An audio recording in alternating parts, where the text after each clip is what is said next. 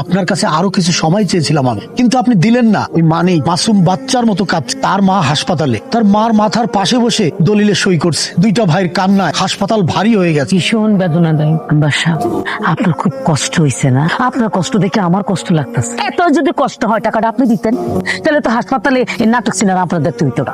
আমি একজন জনপ্রিয় জনগণের মেম্বার, পয়সা আলা না। আর আমার যদি পয়সা থাকতো তাহলে আপনার আর বলতে হতো না। এই টাকা আমি দিয়ে দিতাম। তবে একটা কথা বলি, আপনার মতো এরকম জালিম মহিলা আমি আর কোথাও দেখি নাই। কেমনে পারেন আপনি মানুষের দুঃখে হাসতে? দুজন দুজনকে ভালোবেসে বিয়ে করে, অপরাধ যদি হয়ে থাকে, দোষ যদি হয়ে থাকে, দুজনে বিচার হবে সমান।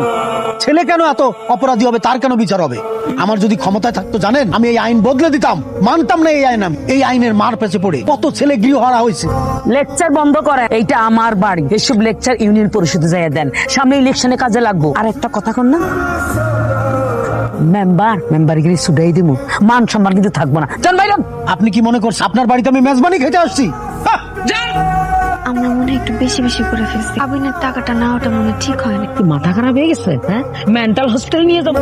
এখানে এমনি বইয়ের সুস্কে হয়েছে করুন ভাই, মায়ের হাসপাতালে, এদিক দিয়ে বাড়িটা বিক্রি করে দিলাম। এখন তো আর ঘরে ঢুকতে মন চায় না ভাই। কালকে সকালে তো বাড়ি ছাড়িয়ে দিচ্ছি। একদিক দিয়ে মা হাসপাতালে, আরেক দিক দিয়ে বাড়ি নাই।